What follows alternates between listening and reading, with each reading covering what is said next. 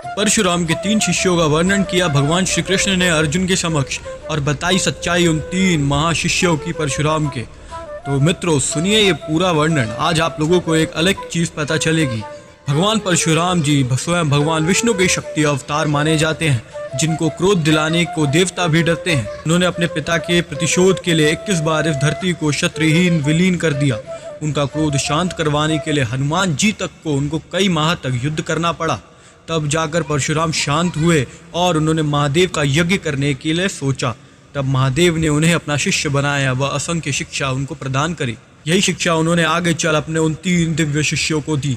जी हाँ, अर्जुन पूछते हैं कि हे माधव कि ये 3 योद्धा अगर इस युद्ध में नहीं होते और इसे हम छल द्वारा नहीं मारते तो क्या होता। तो ये बात सुन भगवान कृष्ण कहते हैं कि उनके अस्त्र शस्त्रों का ज्ञान था। वह उनके अस्त्र शस्त्र इतने शक्तिशाली थे कि वह पाश या एवं इंद्रदेव के वज्र को भी रोक देते।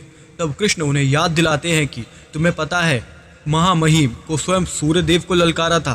तब अर्जुन कहते हैं कि हे माधव इतनी शक्ति कैसे हो सकती है किसी में कि वह सूर्य को ललकार दे।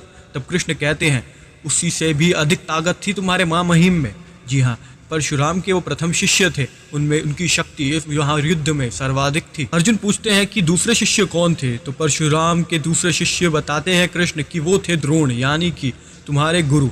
उन्होंने केवल कुरु शिष्यों को ही शिक्षा देने का प्रण ना लिया होता तो इस पूरी भूमि में अनेकों योद्धाओं की लाइन लग जाती और तुमसे भी अधिक शक्तिशाली योद्धा इस धरती पर आज उपलब्ध होते। उनको मारना किसी के बस की बात नहीं थी। अगर वो चाहते तो अकेले बिना धनुष के भी उस पूरे युद्ध में आधी सेना का नाश कर देते। तब अर्जुन पूछते हैं कि कौन थे वो तीसरे शिष्य। तो कृष्ण बताते हैं कि वो तीसरे शिष्य थे सूर्यपुत्र कर्ण। जी हाँ, तुम्हारे बड़े भाई, जिनके पास इतनी शक्ति होने के बावजूद उनकी दानवीरता ने उनको सर्वोच्च बना दिया इस युद्ध में। जी हाँ, उनके 3 बाण से पूरी धरती कांप जाती थी। उनके 3 बाण से स्वयं इंद्रदेव को भयभीत किया था उन्होंने।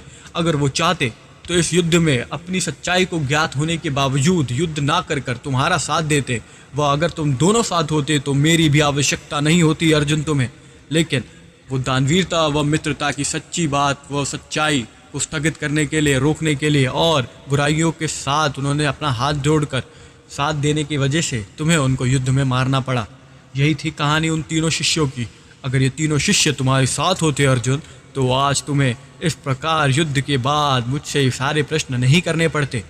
इतनी कह के इन दोनों के बीच की संवाद पूर्ण होती है और उन 3 दिव्य शिष्य परशुराम जी के इस सृष्टि के सर्वाधिक शक्तिशाली शिष्यों में माने जाते हैं। आप लोगों को कैसा लगा? रशार्व की ऐसी वीडियोस आती रहेंगी मित्रों। Till then bye. हे रशार्व, हमें कमेंट करें जय श्री कृष्ण और लाइक एंड सब्सक्राइब करें। ओम नमः शिवाय।